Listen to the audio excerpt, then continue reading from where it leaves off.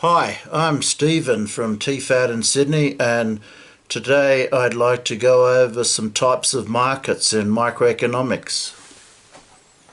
We'll start off with perfect competition. I'm going to be going over perfect competition, monopolistic competition, oligopoly and monopoly. And the format is most of these will be on 3 of these whiteboards, and then I can cover some additional points on my PC, not too much on the PC.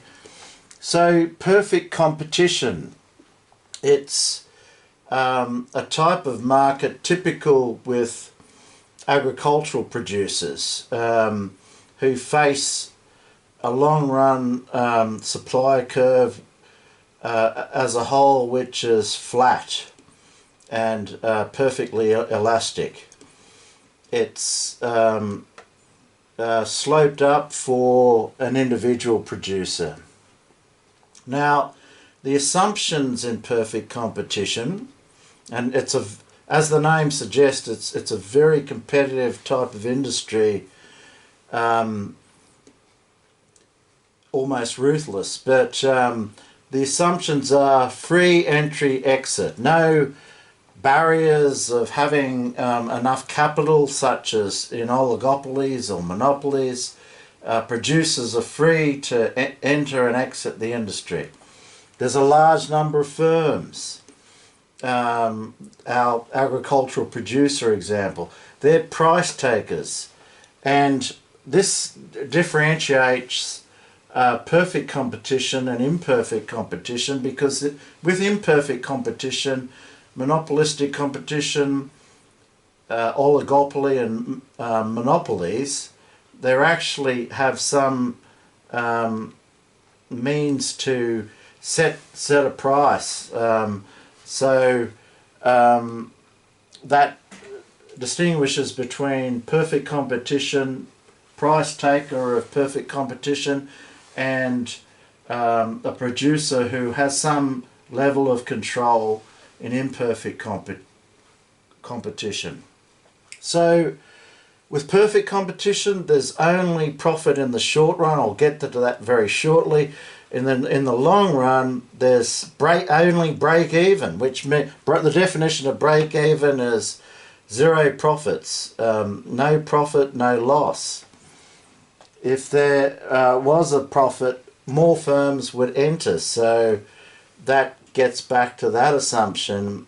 That's why the profit level goes to break even, because if there was a profit, more firms would enter that industry, the market.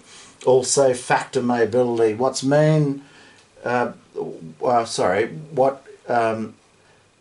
factor mobility means, rather, is that producers have access to inputs and almost perfectly, so in the input output dynamic of production. So this is the long run diagram for perfect competitors. You've got price is horizontal, perfectly flat and elastic, and that price schedule is demand. So the price schedule is their demand curve, which also equals average revenue, which is also equal to marginal revenue. And I've covered those two concepts in another presentation. If you're unsure, just look it up. Average revenue equals total revenue over output. Marginal revenue is the increment to the revenue function. So then we've got a marginal cost curve, sharply increasing, and a U-shaped long-run average cost curve. Long-run average cost is found from total cost divided by output. Quantity on the x-axis, price on the y-axis, that's the price that perfect competitors face. Perfectly flat. And furthermore, it intersects the bottom of the LAC curve, the long run average cost curve. That means zero profit, break even. But the quantity is marginal revenue equals marginal cost. Marginal revenue equals marginal cost and efficiency, an efficient level of production. So perfect competitors set their output where marginal revenue equals marginal cost. They all do. Oligopolies, monopolistic competition and monopoly, but perfect competitors only can get a price up to the bottom of the LAC curve, which is zero profit break even. So in the that's the long run, but in the short run, they do make a bit of a profit. Their LAC curve is slightly lower than price. That would be actually short run average cost curve, and the price is a bit above SAC to give them a little bit of profit from there to there. Okay, so that's profit in the short run, denoted by pi. Okay, that's the short run. All right. So things are a little bit gloomy for perfect competitors, considering that they face a break-even profit in the long run. I mean, that's unsustainable in the real world, because a firm can't have a break-even profit. It's just not sustainable. But it has happened in the real world. An example in the state of New South Wales is the dairy farmers who operate at a profit just above break-even, because the supermarkets, they complain, the dairy farmers have complained that the supermarkets don't give them enough price to give them a fair level of profit. Okay, and that's a reality for the dairy industry. Over to the next type of industry, which is monopolistic competition, and that theory was primarily put forward by the Cambridge University economist Joan Robertson in 1935, and the assumptions of monopolistic competition. I'll give an example. It's perhaps washing powder producers with some product differentiation, high advertising, competition between the washing powder manufacturers, and ease of entry and exit, similar to perfect competition. Price control only in the short run, not in the long run. Product differentiation I mentioned. Brands. So monopolistic competition is a bit of a hybrid between perfect competition and actually monopoly in the short run, in the pricing, which I'll get to. And so in the short run, this is exactly the same as monopoly. Monopolistic competition in the short run is the same as monopoly. So please take this in. They set their output where marginal revenue equals marginal cost. They priced, but this time around, unlike perfect competition, where they only can get a small profit, just above the LAC in the short run, the industry in monopolistic competition can price right up to the demand curve, average revenue.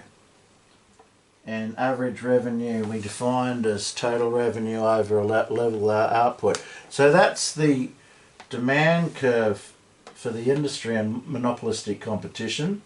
they can price right up to the demand curve at the efficient level of output. But in the long run, this changes because of this ease of entry-exit assumption. And because there is a profit, new firms will enter, and the demand curve actually shifts and becomes tangent to long-run average costs, or LAC. And what this means, the price level oscillates to here. That's the price level for monopolistic competition. Because the price is now tangent to LAC, there's zero profit, break-even profit again, just the same as perfect competition. So these are the perfect competition characteristics of monopolistic competition. And they all set output where marginal revenue equals marginal cost for efficiency. So zero profit isn't good news for them in the long run. Okay. Now we're going to introduce oligopoly. What is oligopoly? It's a few sellers or firms in the market. These firms consider the behaviour of the other firms in terms of pricing and quantity.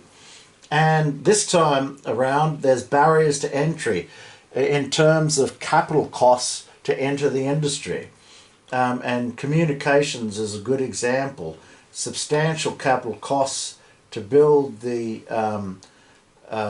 receivers for mobile phones, so there can only be a few players. Price discrimination is another characteristic of oligopoly. They can price to two segments of the market, which can be illegal and under antitrust laws, but I'm just going through some characteristics of oligopoly. There's substantial market power for oligopolists, few firms. They can set price. There's an element of collusion, cooperation, agreement, cartel between the two firms. Again, highly illegal under antitrust laws, subject to huge legal fines and going through the courts. But in economic history, the antitrust laws were poorly developed in the 19th century and early 20th century in nations. In the US, there was the Sherman Antitrust Act in 1890, which was legislated by John Sherman, the US Senator. I found this interesting, but John Sherman was the brother of General Sherman in the US Civil War. So this diagram, my source is J. Hirschleifer, Price Theory and Applications. Sorry, I should write this in. Oh, there it is, Applications, 3rd edition, 1984 USA printed all. So this is one theorist, Corneille from the 19th century in France, put forward that oligopolies have a kink demand curve, so a different slope or gradient of the of two lines, and they still set output where marginal revenue equals marginal costs for efficient production, and their pricing is influenced by the other party in the cartel, in the Corneille model.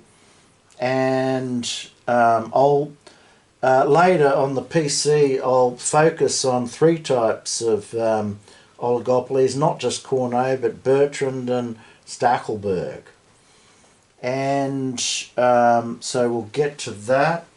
Now I want to define monopoly and introduce some concepts about monopoly. Some of you might already know, but a monopoly is one seller. Again, like oligopoly, there's substantial capital barriers to entry in terms of technology and expertise as well. some examples of monopolies in the past: De Beers diamond mining in South Africa, and the old telecom communications in Australia. Just Telecom, who are in the communications industry. They're called Telstra now.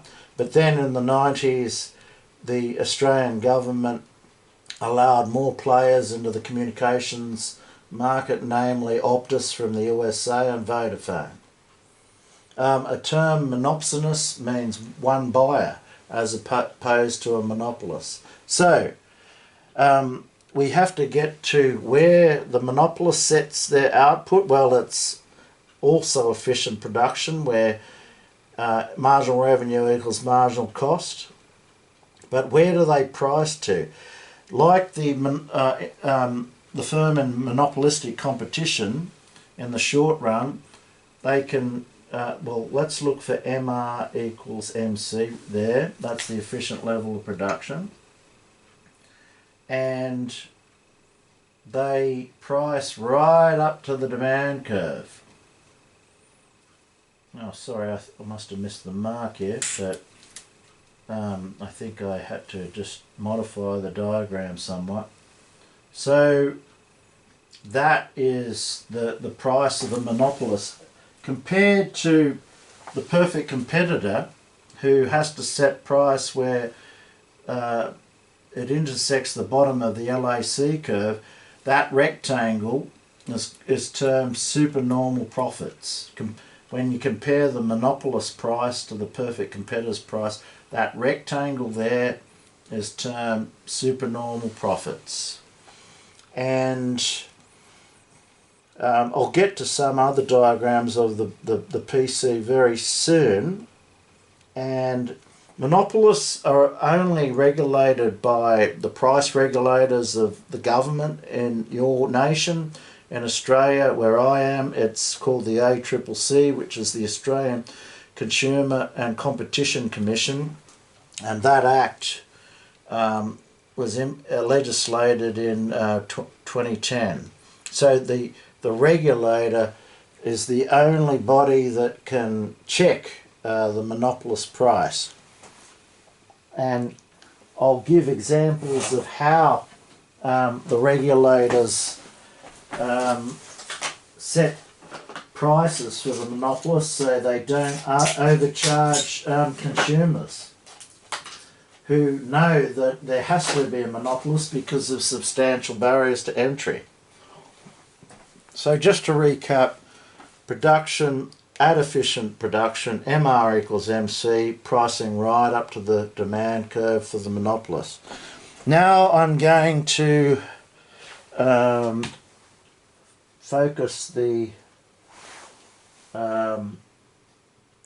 camera onto the PC.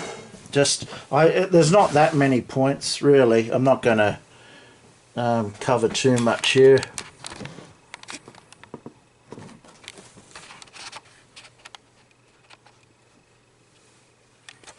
I just wanted to mention about how the regulators will regulate the monopoly. Guidelines on regulation for monopolists. It could be setting prices where it equals marginal cost or a normal rate of return, and these are two strategies to regulate the monopolist. And oh yes, I want to introduce this. My source here is economicshelp.org. This is another diagram, also with the supernormal profit, and that blue shaded region is termed deadweight loss. That's loss to all the agents in the economy, producers, consumers, the government, everyone in society loses from the monopolists in a deadweight loss, that region. That's supernormal profit, the orange shaded region. So this diagram, csun.edu, we see that MR equals MC, that's the efficient level of output. They price right up to the demand curve, right?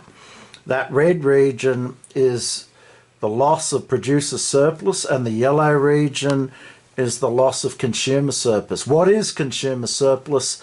It means that the consumer is willing to pay a much higher price to get the good. And what's producer surplus? It means that the producer is willing to accept a very low price if necessary, if conditions go that way in the market. So that's the deadweight loss, unshaded. The red is loss of producer surplus. The CS is loss of consumer surplus. The consumers like to have a bit of consumer surplus left in demand. They don't want to pay a high price. Also, the producer likes to have a bit of PS in, in storage, to use, for want of a better word, because they would like to accept a higher price. But well, in the monopoly case they have, but in other economic examples, they lose producer surplus where they have to accept a lower price. But here in monopoly, they're getting a very high price right to the demand curve. So the Competition and Consumer Act is the old Trade Practices Act of 1974 in the Whitlam government. The ACCC limits mergers. They regulate natural monopolies, that capital constraint with and with high capital cost technology and economies of scale. And often monopolies have patents. Now I just want to get to oligopoly very soon. Also, with perfect competition, they leave if the price is below if it's below LAC and also below what's called the long run average variable cost price. If it's above the long run average variable price, they can stay in the industry for a while to see if things pick up. Remember that the long run supply curve for the perfect competitor is perfectly flat, and that the short run supply curve for perfect competition is